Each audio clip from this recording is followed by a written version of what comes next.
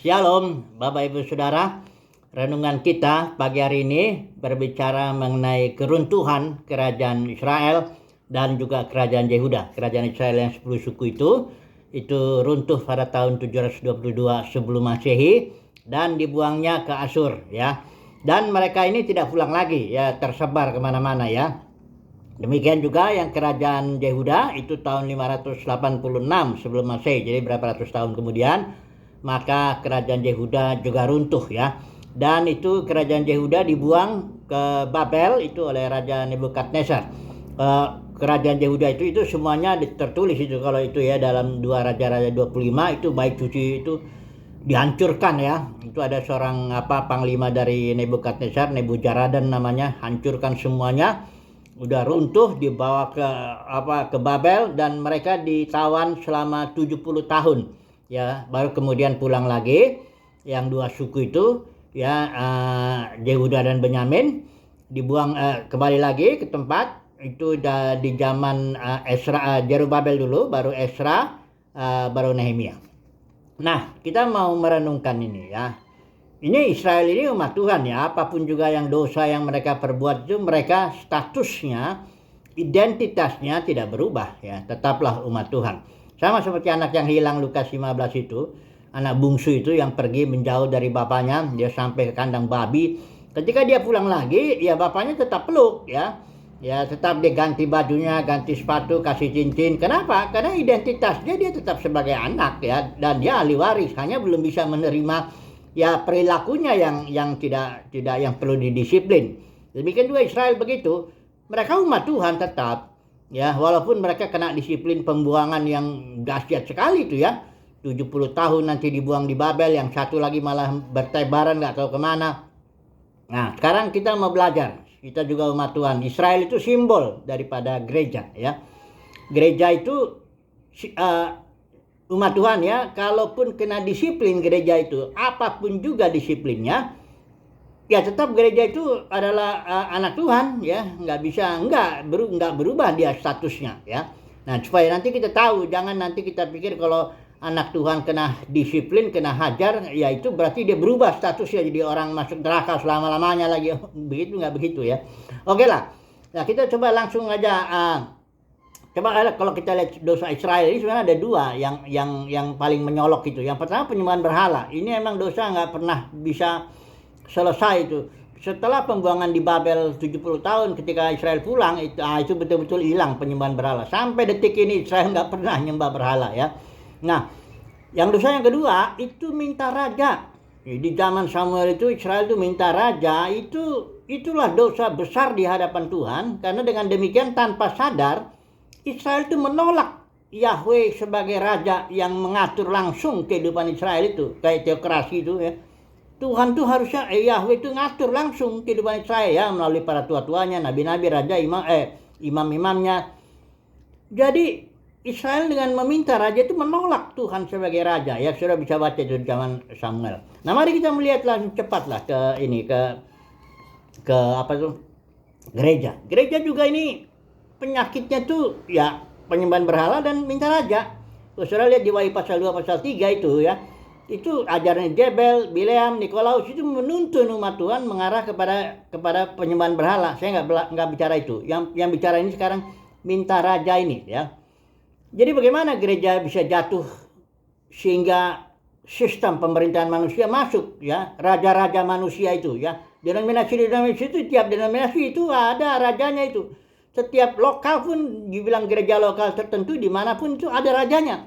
Sudah masuk ke gedung denominasi tertentu, nggak lama kemudian engkau akan ketemu rajanya di situ, yang ngatur semua programnya, yang punya, bahkan yang punya gedung itu juga besar kemungkinan itu dia, bahkan diturunkan tuh sama anak cucunya biasanya. Jadi ini kondisi ini minta raja ini sama dengan kondisi Israel ini, dan itu akan menuntun kepada pembuangan. Nah, saudara lihat di Wahyu pasal 17 ya, ini dia yang minta raja ini ya, gereja ya. Di sini lihatin.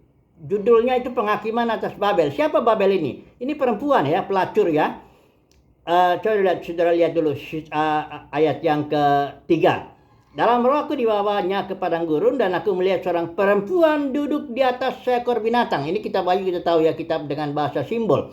Nah, perempuan itu gereja.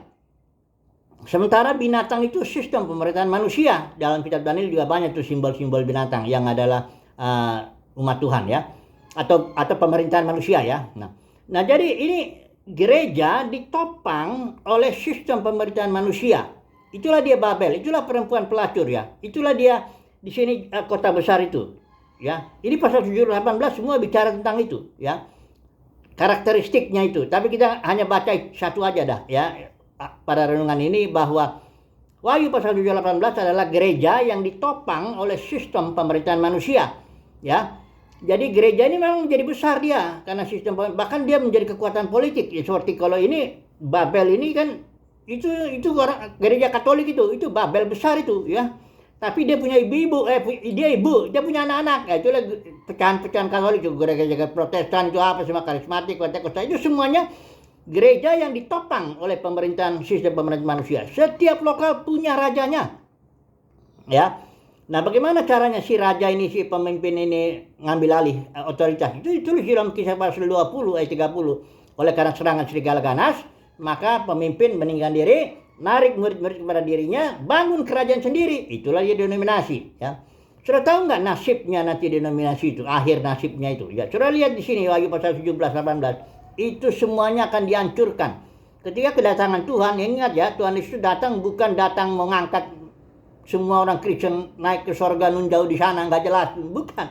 Yesus datang nanti sebagai hakim dan dia akan menghancurkan sistem kekristenan ini, kosmos atau sistem pemerintahan manusia yang menopang gereja itu ya. Nah, orang-orang yang mendukung itu kena pasti, karena Tuhan juga bilang jangan mencintai dunia ini, dunia di situ kosmos ya. Karena di dalamnya terhadap keinginan mata, hawa nafsu, kangkuhan hidup ya, di dalam sistem itu ya. Jadi dalam dunia kekristenan itu tanpa sadar orang itu hidup di dalam keinginan mata, hawa nafsu, keinginan daging, itu di situ. Karena di situ dalam sistem kosmos kekristenan, disitulah uang, jabatan dan hormat manusia merajalela. Ya, bagi orang yang melihat ya melihat, kalau enggak ya udahlah ya.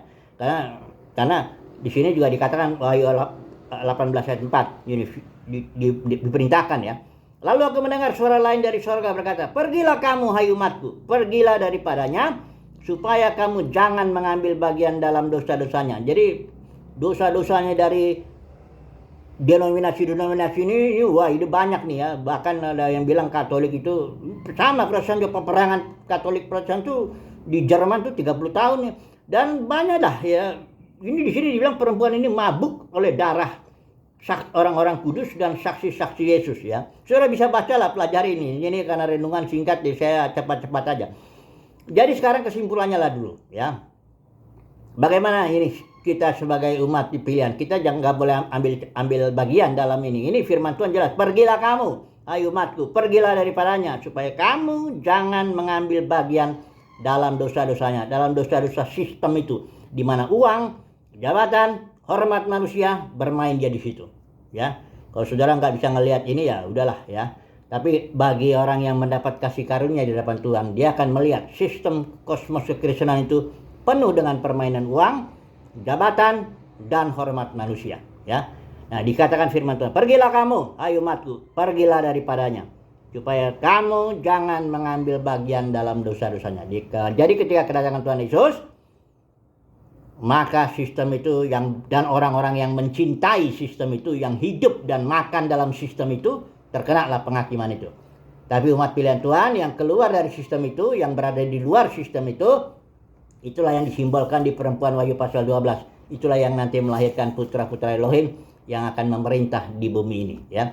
Semoga saudara dan saya termasuk anggota perempuan yang di Wahyu pasal 12 ini. Kita nggak baca sekarang, tapi di situ sudah bisa baca, ada perempuan itu yang seorang perempuan, ini gereja juga ya, berselubung matahari, Kristus, dan bulan di bawah kakinya, sebuah mahkota dan dari 12 bintang di atas kepalanya.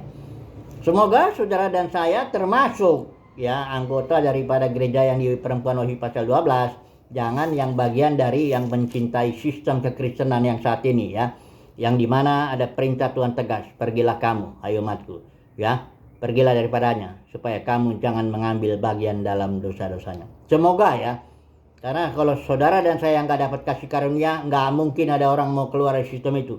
Karena di sistem itu ada uang, ada jabatan, hormat manusia. Siapa yang nggak mau itu? Ya, ada hawa nafsu, pokoknya ada makanan-makanan yang begitu kan menumbuhkan kedagingan itu kan. Ya siapa yang nggak mau begitu ya? Memang manusia dasarnya begitu ya. Nah, tapi kalau saudara dan saya mendapat kasih karunia, kita akan melayani Tuhan di luar sistem itu. Ya, memang nggak ada itu yang namanya uang, jabatan, hormat manusia, nggak apa-apa. Saudara dan saya jalankanlah itu setia. Yang pemenang itu yang dipanggil, dipilih dan setia. Ya, semoga ya saudara dan saya mendapat kasih karunia dan kita bisa setia. Haleluya. Amin.